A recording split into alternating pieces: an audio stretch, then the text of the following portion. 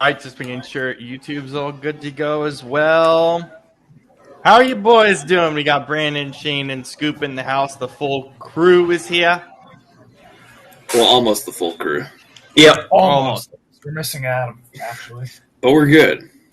We are good. All right, well, welcome to Football After Hours on a Monday night. A pretty boring game at that, to be fair, minus the fourth quarter. But Shane, let's do the first edition of the Young Quarterback Report. What do you have for us with both of these QBs? Yeah, wasn't super impressed with either one, to be honest.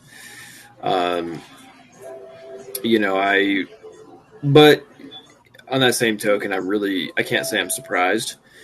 This is kind of what I was expecting out of both of them, where you have these guys and they're two head coaches who are both offensive guys but have very different play styles and philosophies than their quarterback.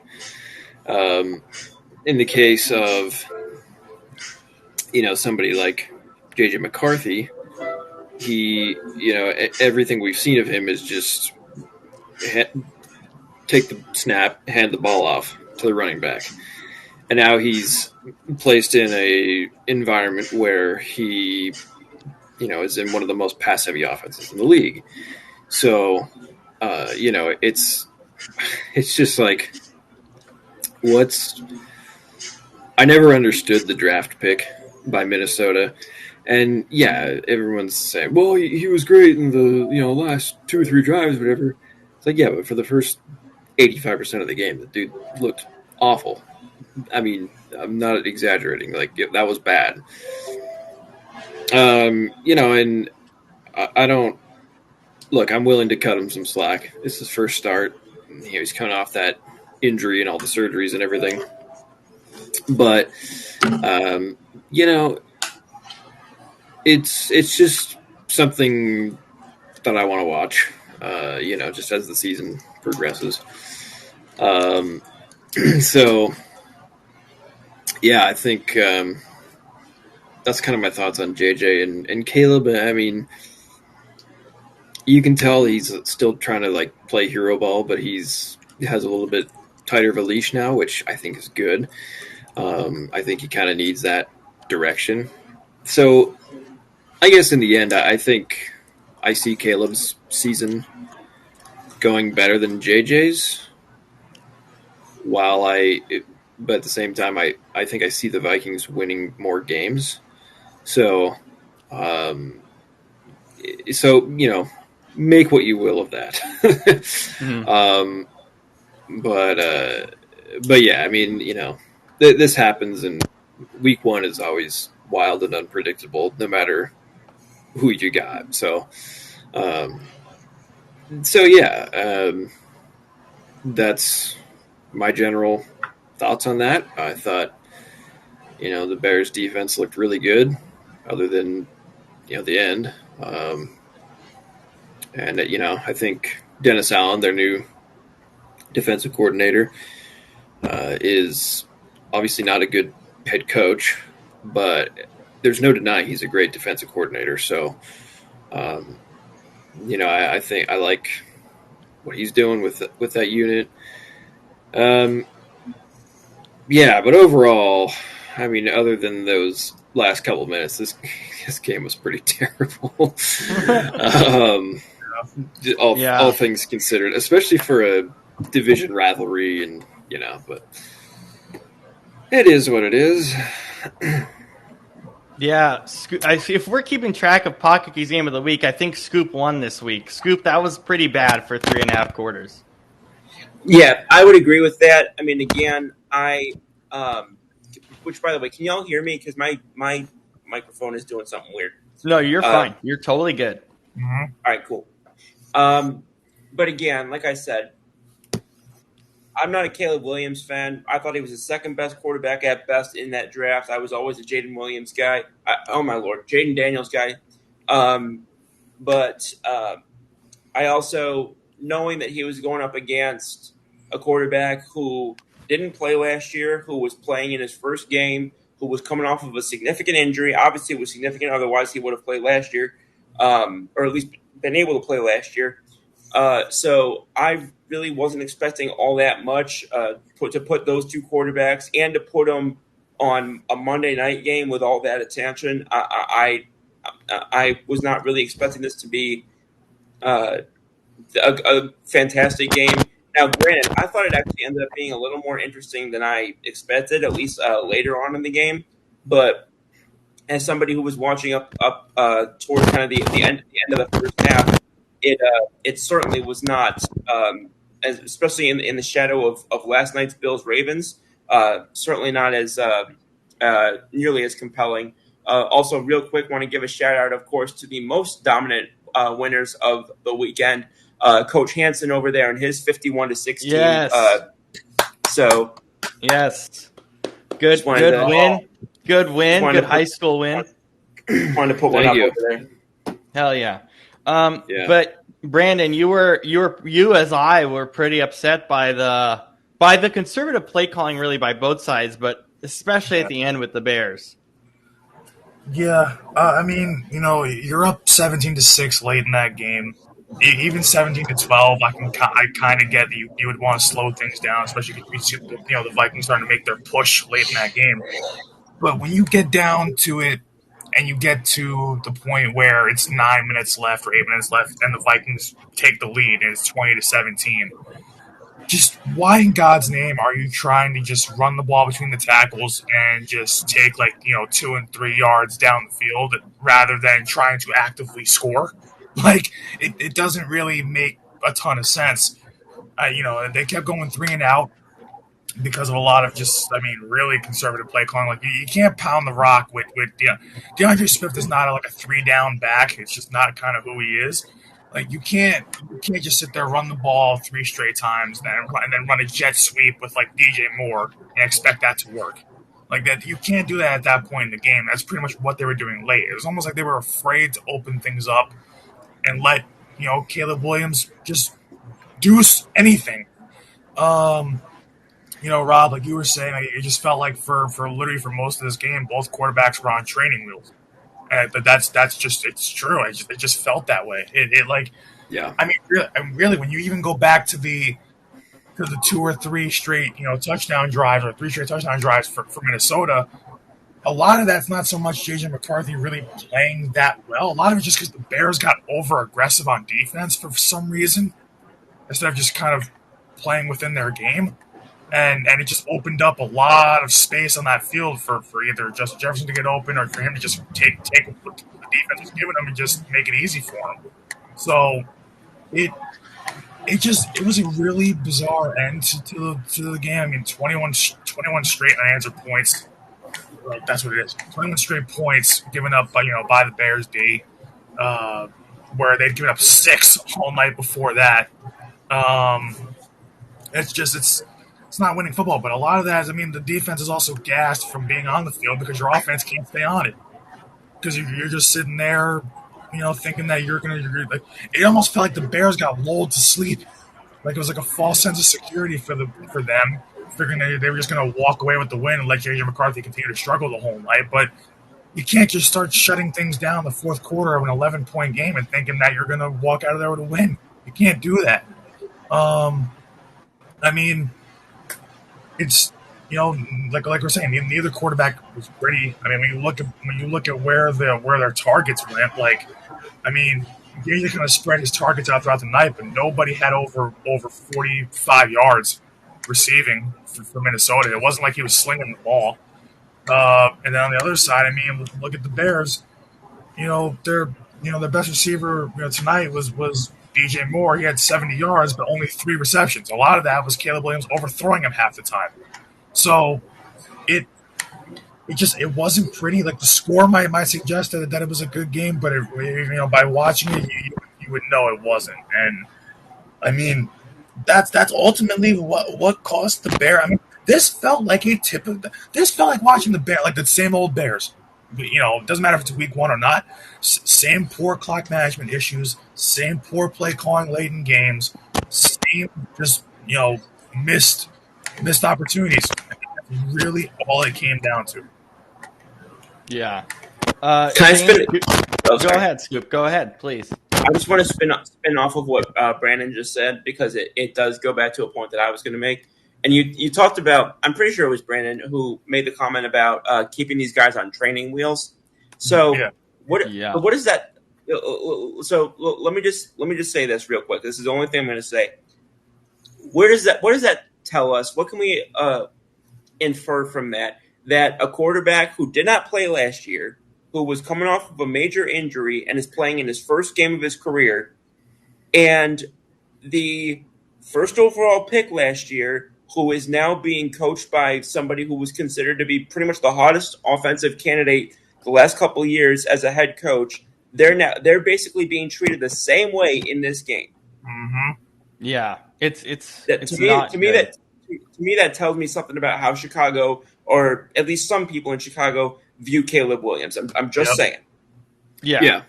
And I think a lot of that has to do with the fact that people looked at Caleb Williams last year and just considering his coaching staff and thought, okay, well, that's kind of almost a throwaway. It's like now he has the real coach, and that's like, okay, now let's see what he can do. Which, I mean, yeah, I understand that, but at the same time, it's it's like, it seems usually when a guy has a resurgence in his career, it's with another team, not with a different coach in the same building. I mean, I think the closest I could think of is Baker. Like, definitely got better once Stefanski came in, but like he still, we still weren't looking at him. But Cleveland has so much. Cleveland has so much turnover every 6 months. You can argue it was pretty much a different organization anyway. I mean, he had more offensive coordinators before he left there than any other quarterback during that period of time. Yeah. Yeah. So that's I mean, that's anyways, I think but yeah, I mean, I just I was looking at the box score, and I mean, McCarthy only threw 20 times. Like, I think that's that tells me either Kevin O'Connell, because this is Kevin O'Connell who loves to pass. That tells me he either doesn't fully trust him yet, or he's like, okay, he just came off this injury. Let's kind of ease him back into it. Could be either or, and I could just be totally, reading into this, but that was how it felt to me. So, but in the end, I mean, he does get the win, so that's, I mean, hey, I'm not going to complain about that, but it's just something to think about, I guess. Yeah, and as Ray and I were talking about earlier, we can't freak out about 2 drives, in a game that was that rough. So for me, it's like, okay, I feel like for both these teams, it's going to take a couple months to kind of get a sense of what they're going to be in terms of what they feel about both of these quarterbacks. Am I correct on that? Yeah. I mean, it takes a couple months to figure out most teams, really. Right. I mean, we think after. I'm just going to say, especially with a new coach and a quarterback. Mm-hmm. Yeah. Right. Yeah. I mean, we always think, like, after, the first week or two, we're like, okay, we know what's going on in the league. It's like, we have no clue.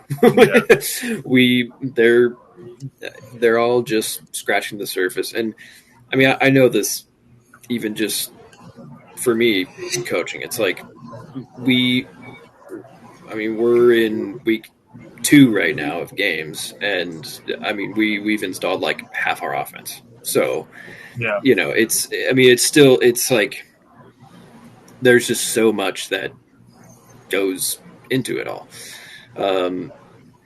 Teams evolve and change as their chemistry grows and they figure each other out, so that's why, I always look at I looked at this week, and in my head I was like, "Oh, I was right about McCarthy." It's like I can't say that yet. Like he We has can't to say keep that after playing one game. No, Can't say it after one game. Yeah. He would have to keep playing like that for 8-9 weeks minimum for me to go. Okay, yeah, no, like it's yeah. Yeah. So yeah, I'm not gonna make any judgments yet. That's just what I noticed. Yeah, I think it feels like both these teams are probably going to be a bit on the back foot due to just where their quarterback spots are a little bit. Yeah. Do you guys have any other thoughts on this game? Because that's all I have. This was boring. I mean, it's the social media aspect of it too. Like, you were telling me during the game, like look at all the people on Twitter and social. This is how you can separate the casual fan from the ball knowers. When they're sitting there crowning JJ McCarthy as like the next coming of Steve Young, like all of a sudden, like come on, man, like In don't two do drives, that. like chill Don't out, do people. that. Don't do that. That's ridiculous. Like, I mean, it's like I saw so many people on Instagram right after the game when they posted like the graphic of like, oh yeah, JJ McCarthy wins first start Minnesota, Vikings win 27-24, and under like there's like NFL whatever it is, like an actual official account. And so many people in the comments are like, oh, JJ McCarthy's here, skull. Like, I'm like, all right, bro. Like can we calm down, please? Like, it's one game, and it's not even one good game for him. It's one game where he had 3 straight touchdown drives. I'm like, okay, like, relax. Like, come on now. Like, you can't sit there and crown a guy off of one game. If we did that, I mean, and people fall into that trap every year. If you crowned a guy after one game every year, just off of one game, you know how many guys would be Hall of Famers after one game? So, yeah, do that. Matt Flynn. Yeah. I forgot he existed. Exactly. Scoop, do you have any last thoughts on this game? Not really. I mean, like you guys said, I mean, it was a game that I think tried to be interesting for a little while, but at the end of it all, like we said the other day, you go as far as your quarterback does, and one quarterback was tasting NFL football for the first time, and the other one looks like he was tasting NFL football for the first time. So, he had a good start. I'll give him that. Insofar as Caleb, but again, if we're gonna, eliminate a guy, eliminate a guy. If we're going to focus on what guys do, later in games or in big moments or whatever, like, if we're going to not overlook, but if we're going to take with a grain of salt the fact that McCarthy finished or had late those 3 back-to-back drives, then I can't put any higher on the way that than the way that Caleb Williams started the game. I can't look at it any more significantly in a positive way than what McCarthy did at the end. Yeah. And you know what else I realized too, as I'm looking at the stat sheet now? Yeah. This is another game that feeds into exactly what I said yesterday. Who had way more pass attempts in this game? Caleb Williams. Who lost the game? Caleb Williams. So and they weren't even behind like that. They were up 17-6, 17-12. They're only down by 3 at one point. Like, they didn't really lose control of this game until that last touchdown by Minnesota. So that's a good point, because what I was going to say is, typically some of that comes from, if you lose a lead early, sometimes you end up having to use the passing game to try and get back into it more quickly, and you don't have the time to just pound the rock. But I agree with you, that was not quite relevant or as relevant in this scenario. Yeah, but it's funny because like all these games this weekend, like all the ones I was pointing out, last night, all these games were games where it wasn't like it was a rout early, like it was a 13, 17, 20-point lead, and the other quarterback had to throw the ball to come back. It wasn't like that. All the games this weekend were all close, kind of crappier games to start the season. So it's like it's like it wasn't like one guy threw a little bit more. Like the guys that lost threw almost double the amount of the winning quarterback, which is Right. insane. Like it was like even last night. Last night, I mean, that should have been a loss for Josh Allen, but like he's like the one outlier because that game was just insanely wild. But tonight, like Caleb Williams threw 35 times, JJ 20, almost double. Like you look at at Saints Cardinals. Rattler threw like what was it, like 45 times. Kyler threw like I think once again like around half of that. Guess who won the game? Cardinals and Kyler Murray. Like it's insane that it's just like I don't understand how you can throw that much in a tight game. It's like it makes no sense. I mean, I know there's different offensive philosophies and different different play styles, but you can't throw that much in a tight game like that. Where the guy is basically doubling the amount of pass attempts of the other guy and still lose. Yeah, Shane, what's your thought process? What's your like coach speak on that? Kind of seeing that dichotomy between pass attempts for the winners having much less than the losers this whole weekend. A lot of times what I notice is when guys come right out the gate passing and trying to win that way. And sometimes it works, but sometimes, it goes horribly wrong because, I mean, if you run, right, you're not as likely to get big chunk plays. Mm-hmm. But if you're likely to get, 4 or 5 yards, another 3, 4, 5 yards, whatever. Mm-hmm.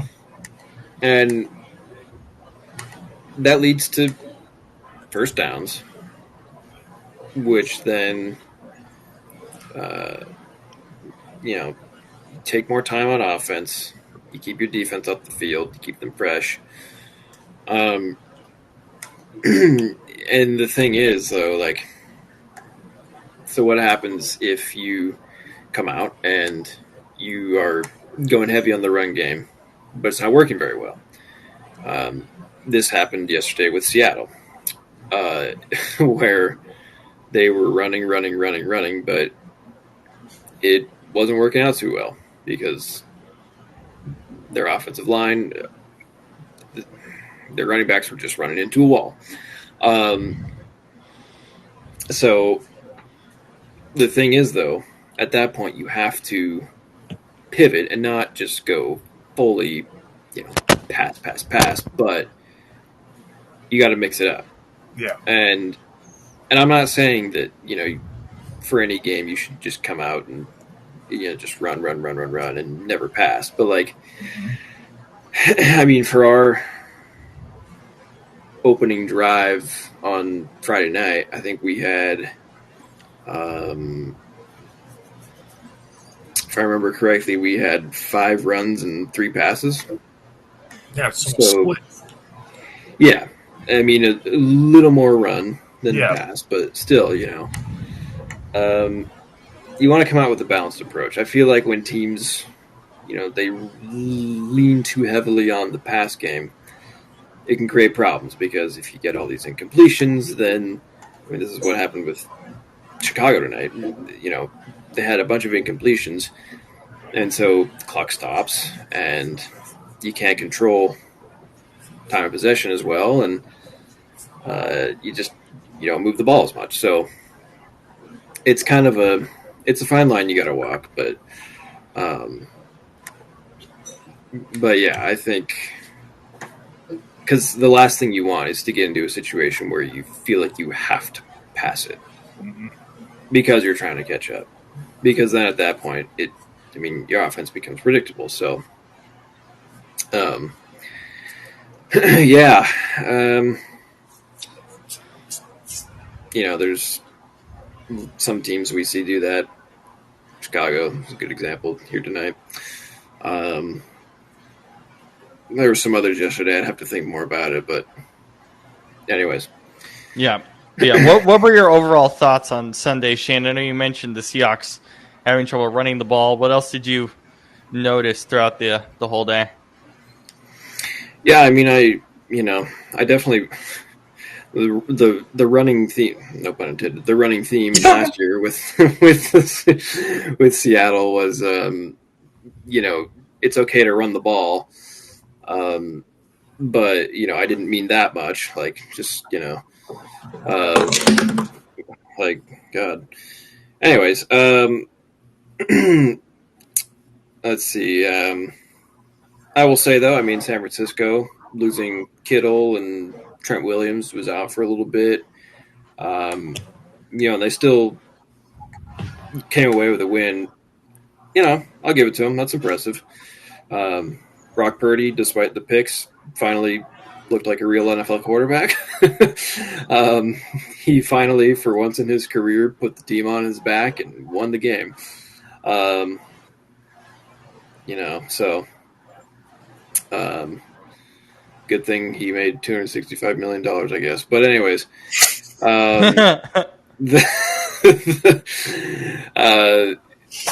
that, there was that game. And then Steelers Jets, that was just, Yeah. I mean, what the hell? I was not expecting that at all. I thought that would be like New Jersey wins again. I thought that'd be like a 13-10 final score. Yeah. And then it's what, 34-32. I was like, Yeah. okay.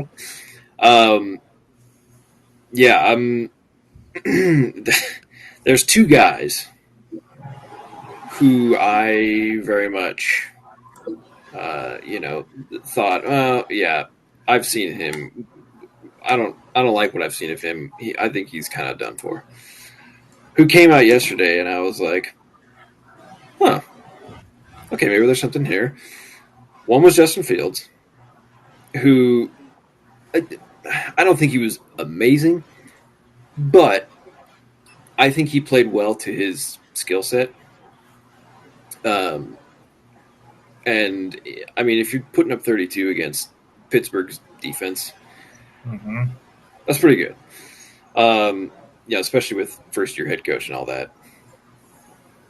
But the guy that really impressed me, and I never thought I would say this, Daniel Jones. Yep, that's where I was going. That's where I thought you were going to go.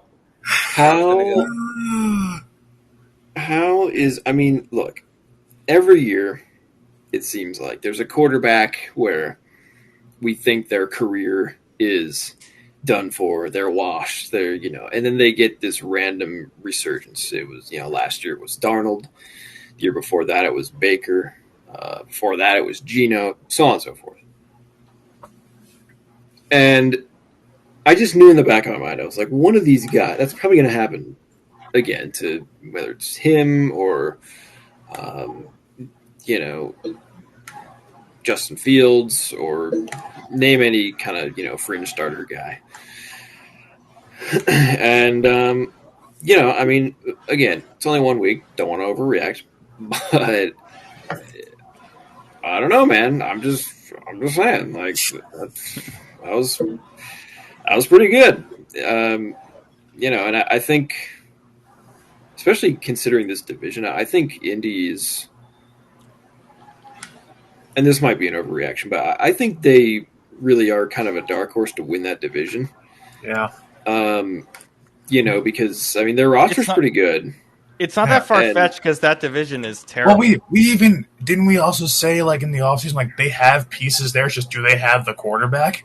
Like, right. Yeah, exactly. Yeah. The roster and the personnel is pretty good. And, Shane Steichen, I think, he is a great play caller and play designer. I just don't love him as a head coach necessarily. Just because he obviously doesn't really bring the guys together. He's not the best in the locker room and all that. It's been pretty well reported that he's kind of not an asshole, but he's just like, he doesn't really connect with the players for a variety of reasons. But I think you could certainly do a lot worse than him for your head coach. Let's Let's put it that way. So, yeah, that's the team that I'm going to be very curious to see, week to week now, just kind of how that progresses. And same with the Jets too. I mean, which I never in a million years thought I'd say that, but yeah. So anyways, let's see what else is there. Miami. Oh, Yeah. God, yeah. yeah. Ugh. Anybody need a new offensive coordinator with the initials MM? Yeah, and then that was bad. Vegas, they seem interesting. I think I was a little apprehensive about Chip Kelly's offense, but coming back to the pros, but Brandon is not happy that you just said that. That's the man that should not be mentioned. Well, he has to be because now he's back. I know, and it kills me inside.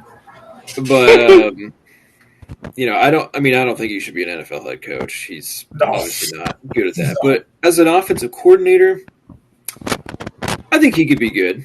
I mean, we'll see, obviously, but yeah, I mean, that was a pretty good start there. What else? That's kind of it. Down go the Chiefs. Yes.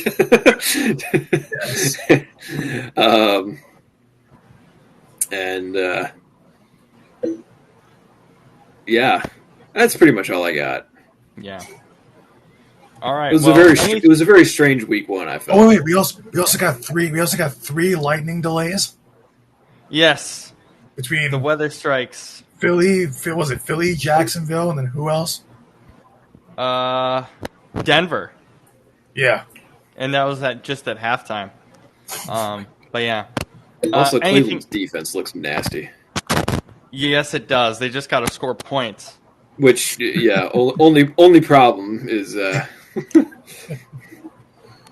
didn't really get a chance to talk about this yesterday, but the amount of field goals missed across the board. Yikes! We just saw that happen at the end of this game. Yeah. Which really kind of changed what the Bears did offensively for the worst in terms of time management, as we talked about. Are we in for? I mean, this is early, but do we think that we're in for a second straight year of kickers just sucking across the board?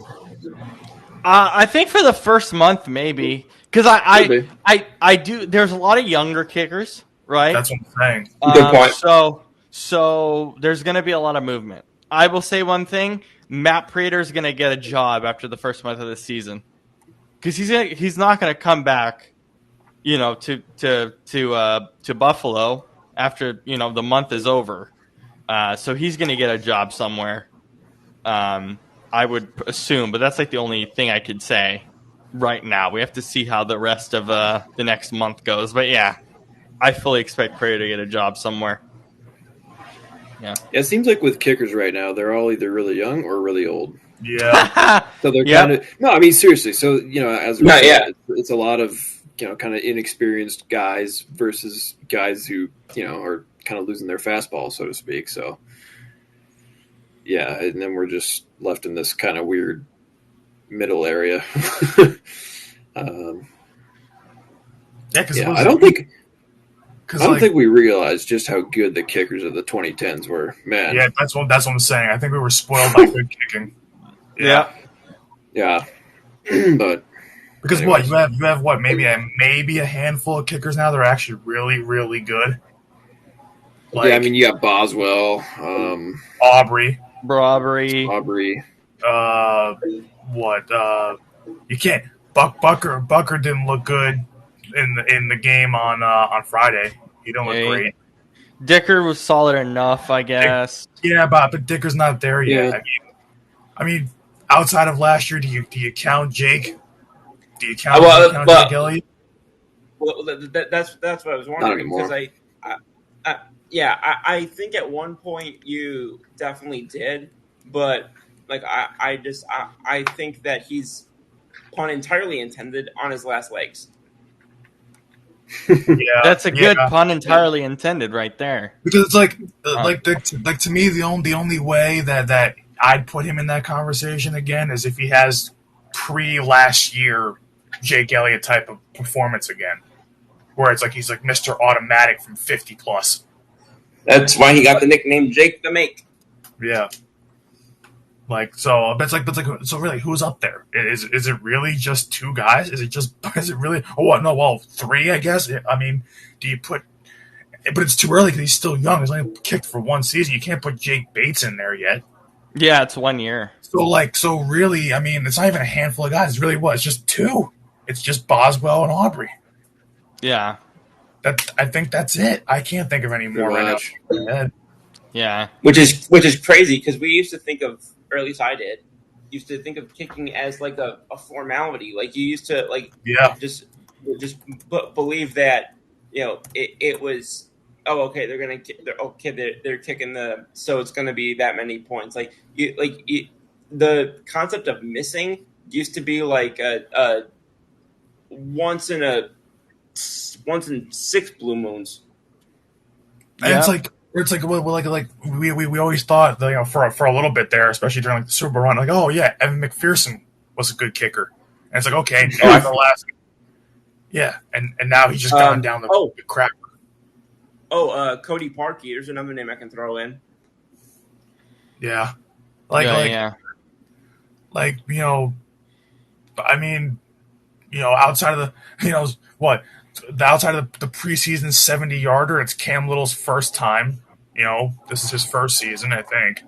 So like, we gotta see a full season of him before we can put him anywhere near that. I still can't believe that kick. To me, that's beautiful kick. Yeah, I know we said on the show, but to me, that should count. I'm sorry. Oh that should have counted. That should. I don't care if it's it's preseason, but who cares? No. Kickers kick all the time.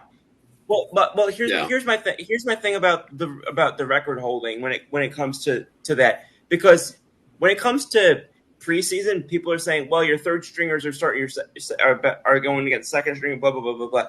Yeah, for offense and defense, yes, that kick is 70 yards no matter when you're kicking it. Thank you. And no matter who's on the special teams, because it's still the kicker and the punter holding.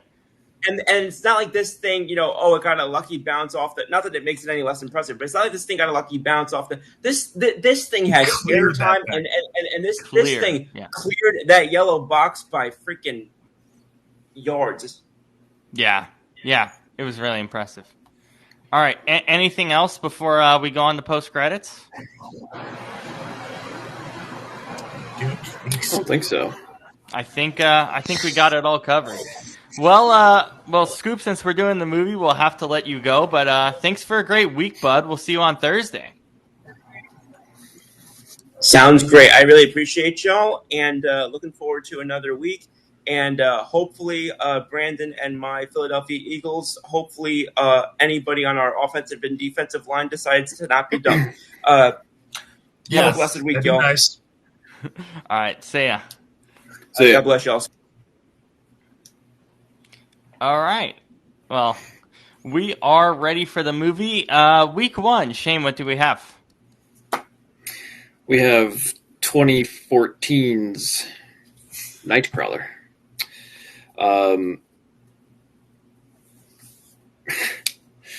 This movie is funny to me because I saw this. Oh, geez, maybe 6-7 years ago, a while ago. And I remember really liking it, but for whatever reason, I just kind of forgot about it. And then, I'm thinking of when we do this show, it's like the first 2 movies we've done in the season for, the 2 years we've done this, the movie thing. The first movie has always been like a, sort of action, crime, thriller type thing. Mm-hmm. So I was like, okay, what's a, like a crime thriller sort of movie we can do for week 1? It's just kind of like a week 1 tradition now, is to do crime thrillers. Yeah. For whatever reason. But anyways, so I was like, all right, what's the best one I could think of? And I had a few in mind. And then I don't know how this movie came back into my head, but maybe somebody was talking about it. I don't know. And I was like, oh my God, we got to do that. I got to consider that. So I rewatched it probably in July, and I was like, all right, this is it. And so then I watched it for a third time this last week, just getting ready for this, and yeah, man, it's like it's I can't stop thinking about it, and for good reason. And I have a lot of thoughts, but first I want to hear what you guys think. Yeah, Brainy, go ahead. Yeah, it always comes to me right after Shane, so I'm always like ready for like the setup. But it's funny. It's a that you new said year. Maybe I'll change. No, I'm not. Yeah, This is yeah, gonna be yeah. Like no. Yeah, we'll save the best for last. But it's very weird, and it's funny that you said that Shane. It's funny that it's like, it's a movie that, oh yeah, you watch, you like it, you forget about it, but it's like it's a niche topic. It's a journalism movie. Yeah. So it's like it's not a movie that, like, because it's like that's just not a topic people are gonna care about. That's not a topic that's gonna interest people. Like, but when you turn it into basically a crime thriller, it makes a lot of sense. But yeah, as a journalist, I mean that's the one thing with this movie is, like, being somebody that has a journalism degree. It is definitely this is the most unethical journalism I've ever seen in my entire life. Oh yeah. Like, this is like, oh yeah. first of all, that stuff would never happen in real life, because the thing is, the first time that he would go to do any of the things he did in this movie, they would never hire him. You would never be hired by a news station if you were, like, tampering with evidence, being too close to a crime scene. Like, they always tell you in journalism, yeah, you want to get the story, yeah, you want to get the scoop, and I get that. And it's interesting because journalism is a very, very kind of like, deadline driven, cutthroat business. Like, everybody wants to be first.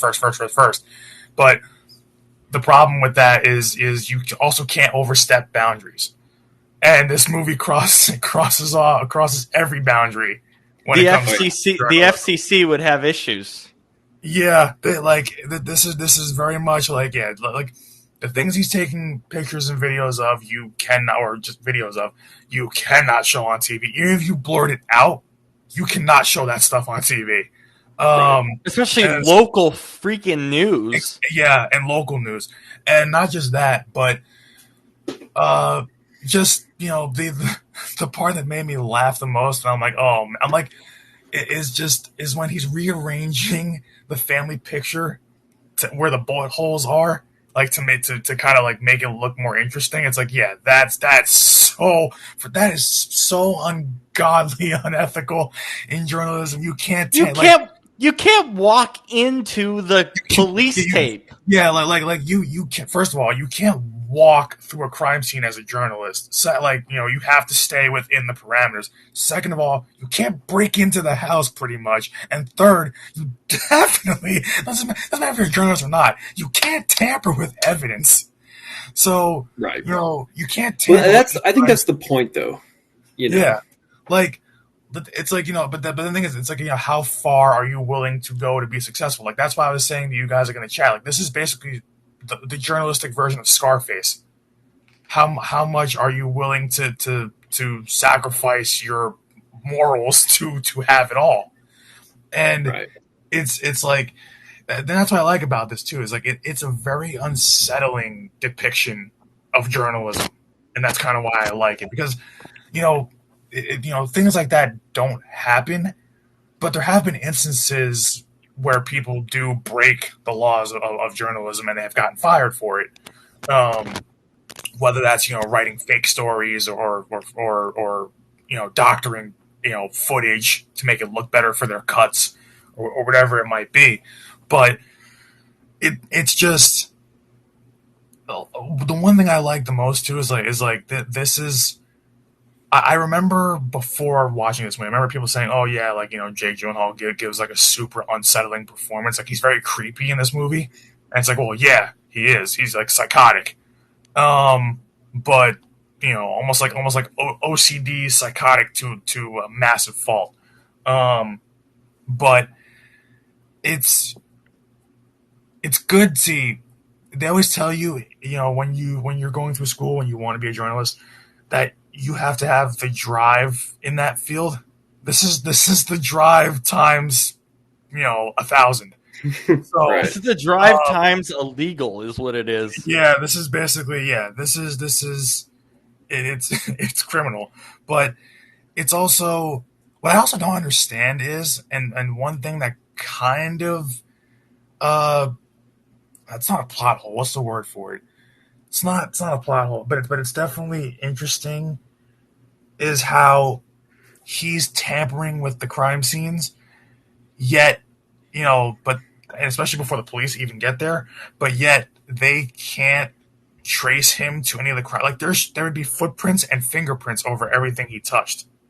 So, which would also not only be Right. illegal, would put him in jail for criminal activities, but it would also get him fired as a quote unquote journalist, because you can't, you're not only interfering with a crime scene, which is illegal, but you're leaving your fingerprints and things at a crime scene. Like it's just so I'm like dragging the body of of a car crash victim to get a better angle. Like that's not that's illegal in so many different ways. But Right. both in your professional life and personal, like just as a human being, it's wrong. And I also just love in this movie though, the best characters in this movie is the supporting cast. It's not even Jake Gyllenhaal; it's the supporting cast. Riz Ahmed is great. Riz Ahmed is fantastic in this movie. Yeah. As almost like a voice of reason too, especially towards the end. Like he's like, "Oh, are you sure?" He's like, "You don't understand people. You don't understand that what you're doing is wrong. That what you're doing is not the right way to go about things. That it's like he's trying to get through to him, and then eventually, ultimately, he ends up paying for his life. Paying for basically going against a guy that's basically playing God, journalism God. And then he was only in this for about half the movie, or like 60% of the movie. But Bill Paxton's phenomenal in this. I think that's Bill Paxton, right?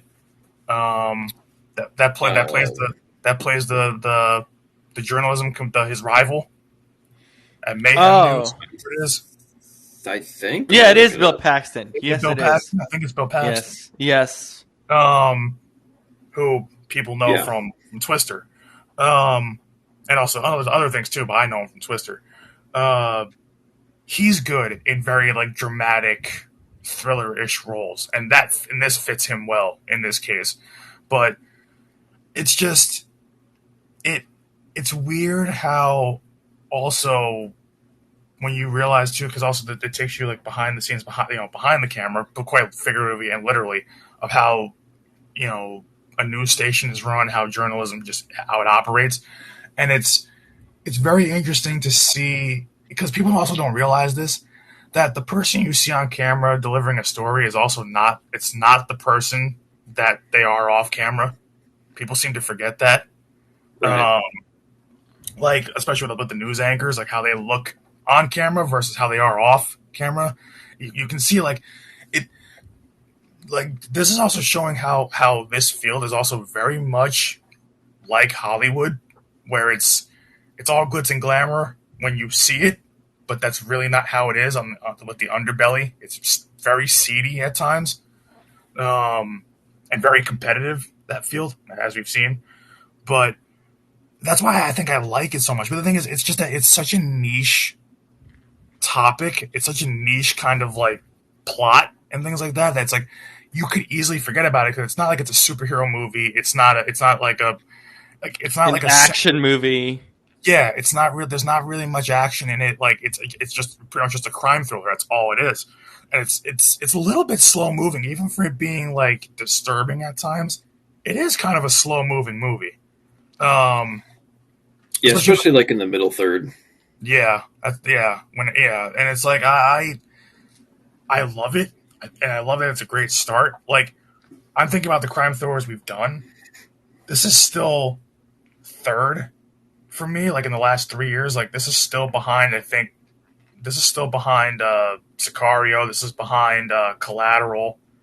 Yeah, Like I still think this is like I would third. agree. It's Yeah. definitely it's still a good movie, and I still like it. And obviously, as a like I said, as a journalism major, I'm compelled to like it.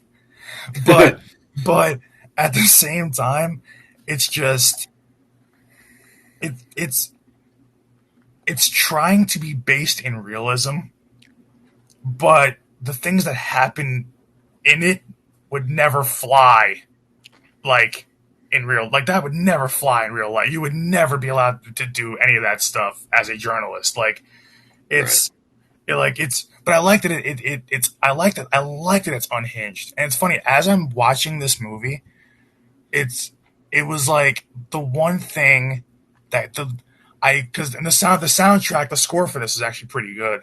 Yeah. Yeah. But the one thing that kept kind of playing in my mind as I'm watching this is the Don Henley song "Dirty Laundry."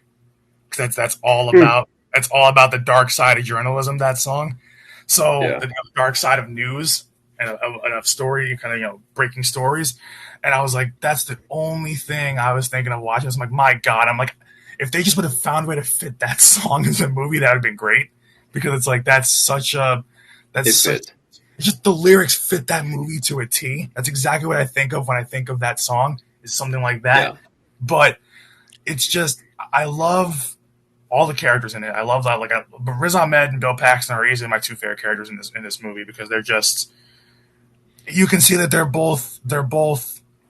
not the most upstanding people, and they kind of ride that line because we know Riz Ahmed's past is very checkered especially when he kind of has that interview at the diner or whatever it is. Like he's asking a question about what he did for work prior. Like, oh yeah, you're like basically a homeless bum. Considering that so he comes from kind of squalor, not really a great background, but yet he ends up being the voice of reason late in the movie. Like you can kind of see there's a character arc with him. Same thing with same kind of thing with it's almost the same with Bill Paxton's almost like the antithesis, not totally, but of Jake Gyllenhaal's character of Lou, because it's like Bill Paxton, he's definitely not ethical, but yet he's doing it in ways that would still kind of be acceptable in a journalistic space, the way he goes about things. But he's not pushing the envelope to the extremes that Jake Gyllenhaal's character does. It's literally criminal. So it's like, everybody in this movie has questionable morality, but he's the only one that is willing to go further for what he wants versus playing within the confines of what it means to be in that business. So it's really kind of interesting when I thought about that from that standpoint. That's there is more here to like. And obviously, like I said, it's like I'm a nerd for journalism. So it's like these are things I think about even when I'm writing my own stories or even when I'm podcasting with you guys. It's just things I think about. But I love it. It's not going to be like no 9 out of 10 or a perfect 10. No movie is kind of going to get that for me, I think, this year. But I think if I had to look at it overall, I would watch it again. It's not a movie I would keep coming back to, but I would definitely watch it probably a second time just to see if there's anything I missed. So I think it's a 7.5 out of 10. That's where I would sit with it. Yeah, I still like it. It's not the greatest movie in the world, but I still like it, and I'm a nerd for it. So yeah. I settled on a 7. I also really like Rene Russo in this. Yeah. The biggest thing with all the actors, and again, this is intentional. You've mentioned it, Shane's mentioned it, but to me, I felt like this whole movie to me is unsettling, but not in the way it's shot. Yes, to a degree, but it's unsettling because every character feels weird. Every character feels so out of place, but I don't know how to explain it. It's like, for me, I was just sitting there going, frick, these characters are weird. This is It's, weird. it's that This it's that questionable morality thing. Like they're walking a fine line that they really never totally cross. So it's like that's kind of where I think it is. Except Jake. Exactly. Yeah. He's the only one. But also, I think it's not just that. It's just who they are as people. Look at the dialogue. Look at how it's like written, and look at how they like intentionally use the dialogue in the movie. Mm-hmm. It's like it's all intended to be so unsettling because every character, I was like, this just does nothing about this feels right. There's awkward pauses, awkward pauses, awkward silence, like kind of that happens a lot in this movie when you think about it. Yeah, there's so much like awkwardness and also Shane, I think part of that too is the lighting, like especially like in when Renee's character and Jake Gyllenhaal's character are having dinner. There's like unsettling candle lights, weird feeling in the background, and then obviously you see Jake's apartment being sort of the same way. It's just the whole movie. Like I have nothing else to say other than this was unsettling in such a very weird and distinct way, which is why it's a 7. And I know that sounds so simplistic, but it worked. Like the simplicicism, if you will. I don't even think that's a word.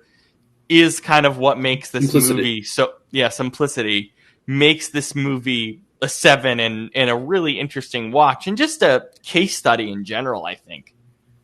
Yeah. Kind of the human condition a little bit.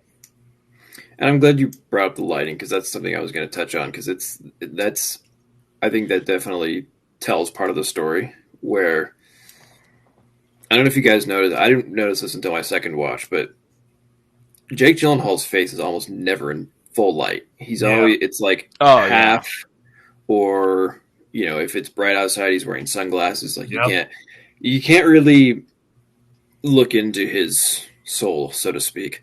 I want to quickly say something. The only time you can really see his face is actually the opening of the movie when he gets stopped by the cops. He tries to break in he's trying to break into the whatever in good lighting.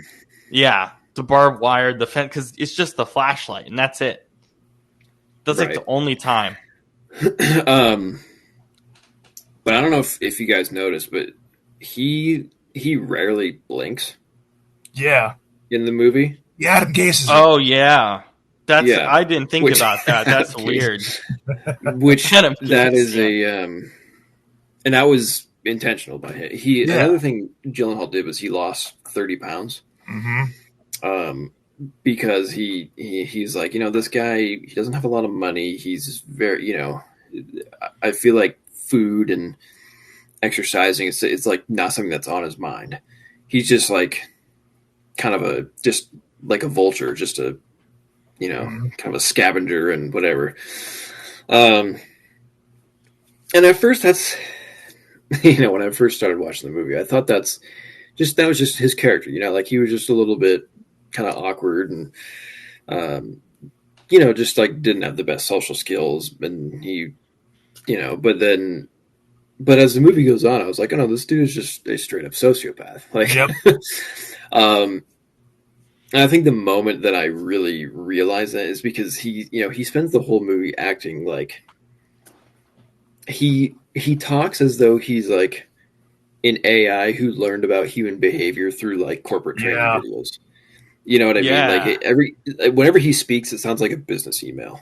and that's not a bad thing. That's a really good thing. I think that it really adds to it. And he's just great at manipulating people and just kind of, but the scene to me where, I really started to notice this is, he has this composure throughout the whole film. And then once he starts to feel like he's losing control because he has these, the rival companies and the Rene Russo, she's all pissed because she's like, oh, this isn't gonna, whatever. And then there's that shot where he's looking in the mirror and he just like screams and breaks it. first time I saw that, I was honest to God, I was like, like it was almost a jump scare. I was like, holy shit. Because I was like, oh, so this guy like has capacity for, violence or Yeah. this kind of like intense anger. Because no matter how angry someone may get, it's not common to just like randomly scream like that and break And break a Like, mirror. Yeah. yeah, like that's um so anyways, and and I thought by the end he would just straight up kill I forget his character's name, Riz Ahmed's character, but I thought he would just straight up kill him. Rick. Rick, yeah. thank you. I thought he would just straight up murder him. Yeah. But I almost feel like the way, like what he did do was even more sinister. Yeah, it was murder by aggressive proxy, is what I'm thinking. Right, because he saw the guy was still alive, and he was like, "Oh, he's dead. Come get the shot." Yeah. Knowing that he would then kill him, which is, I mean, that's like, no, he didn't pull the trigger, but it's like he set it up, kind of. You know what I mean? And not kind of, he did. And then as he's dying, he tells him off, and it's like, wow, okay. And then I always just in the last scene when he's got all this whole new crew, and he's like, I will never ask you to do anything I would not do myself, which is like the last line of the damn film. Yeah, and I love that line because, first of all, it's true. Yeah. Because, but the thing is, he would do anything. Yeah. No matter how illegal or reckless it is. And but that just, I think, sums up his character so perfectly, because he doesn't care about what happens to other people, or even himself to an extent.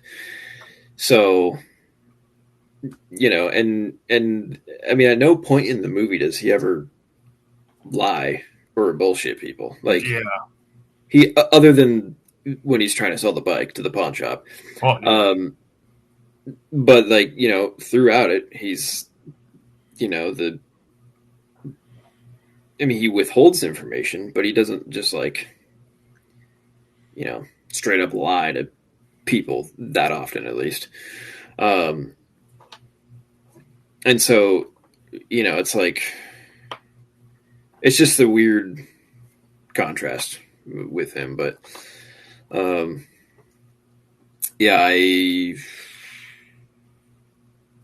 do think this movie, though, like Brandon said, it's a little slow at times. And, I think it was written, directed by David Gilroy, and I think Dan. And this was his directorial debut. And I really... Yeah, Dan Gilroy, yes. Dan Gilroy. I really think a script like this in the hands of like David Fincher would have, this would have gone from like, oh, that was pretty good, to like, okay, that was amazing. That's not a shot at Dan. It's just, it's because this is such a niche and unique story, like you were saying. And we've seen, in Fincher specifically, the reason I say him is because we have seen him do a lot of movies really well that are in the same kind of vein. So, you could mention a couple other guys too, and they would have worked, but, I I think somebody online was like Scorsese, and it's like, okay, well then the movie would have been twice as long. But Yeah. This movie didn't need but unnecessary anyway, so Scorsese. This movie didn't need any unnecessary Scorsese. no. Yeah. Oh, But overall, I would give it an A minus probably, yeah. or B plus, kind of in that range. Yeah. So What made you think there, Brandon? I was because I was trying to remember the name of the movie, but you know what? To me, is a more accurate representation of this. Isn't I don't think it's not that it's a better movie, but it's a more accurate representation of journalism, and it's still a thriller, and it actually has two very well-known leads in it. what year is it? Early '80s, Early 80s. very very early '80s. Think, what were you gonna say? I mean, if I give you the cast, it'll give it away. But I'm not sure. it came out in 1981, and it was a movie I watched in college for one of my journalism classes, and it was called Absence of Malice. Paul Newman and Sally Field, Oh, and that movie is more realistic. Like it's a more realistic depiction of journalism and like this kind of stuff. Like this, how far are you willing to push things for stories? Than this. Like this is way more. I mean, it's 10 years ago, but it's still that's from 81. That's 30 something years later. So, or like 33, 34 years later. So, it's gonna be more kind of like visual, more visually like just weird to look at. It's gonna be more like I guess more just they can play around with things more. There's more, I guess, creative freedom to it. They take more liberties on certain things, more exaggeration, more sensationalism. But if you guys watch that movie, like Shane, have you watched that movie? no. Oh, damn it! That's because what's funny? If I when I was picking Buffalo '66, that was another movie I was considering. So Yeah, it's funny that you bring up like movie that because like I've never seen it either. But another movie I was thinking about while watching this, and I'm heavily considering it for my pick in the playoffs. I'm heavily considering September 5, which it came out last year, and it's about like the Olympics and ABC News, and it's kind of a depiction more of a newsroom. So I'm debating between that for a movie. Should I tell Brandon what I'm also considering? Do you remember? Yeah. So No. Damn it! No. I don't think I'm gonna do it though. I'm still debating it. I don't think I'm gonna do it. Now I'm scared. You should, just for the meme. I guess I should. No. You gotta go with the better one. Pick a side, damn it! Like, figure it out. I mean, I'm just saying it because it would be funny. It would be funny, but That's it wouldn't literally like. I've been Brandon. I've been wanting you to watch this movie for so damn long, and you haven't yet. Just tell him. Just tell him. Yeah, I was debating between September 5 or Barbie. I swear, if you pick, that's the one movie this year I will not watch. I am not gonna watch Barbie. Why not, bro? You honestly, oh my god, bro, it's good. Do you want my podcast answer? Or you want my actual answer? I will say though, I'm just even if I want you to just watch it in your spare time and because the only reason I would pick Barbie is just for your review of the movie. I guarantee you, if I watch that movie, like I have to watch that by myself. I can't do that if my grandparents are here. I can't watch that or if my mom like comes over and has to do like laundry or whatever, because they'll walk in and be like, "What is the crap on your screen? What are you watching?" I'm like, "It's Barbie." Like, what do you mean it's Barbie? No, yeah, it's Barbie. Get out of my room. Like, can you imagine a grown man saying that? Like, Dude, it's actually really good. That's the issue. It's actually really good. It genuinely shocked me. I can't. I'm debating it. I saw the trailers and all the promo material, and I was like, "That looks so garbage." And then I watched it. I was like, that actually wasn't that bad. I can't imagine it being good. Dude, it's actually good. Greta Gerwig makes bangers, man. That's all she I'm does.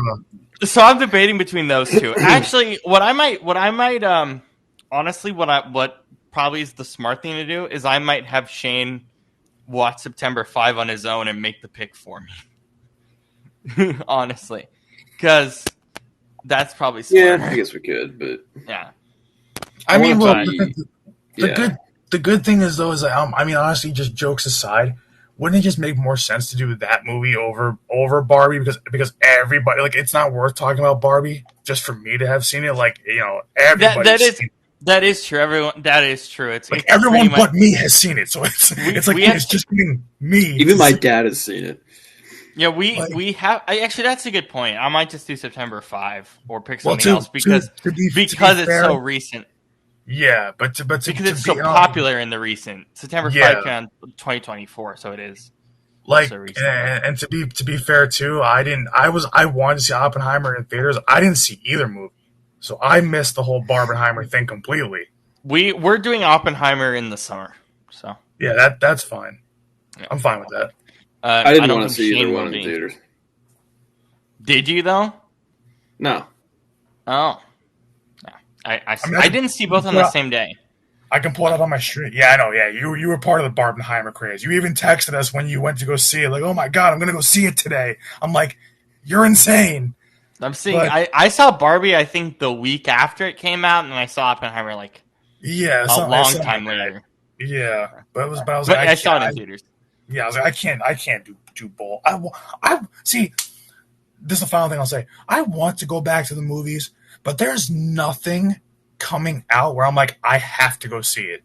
Yeah, I will say, for next week, we're doing a movie because the second one's coming out. We're doing Spinal Tap, and the second one's coming out as well. So good. I've seen pieces of it, so I know kind of what it is, but I know it's good. I know Spinal Tap is good. It's funny.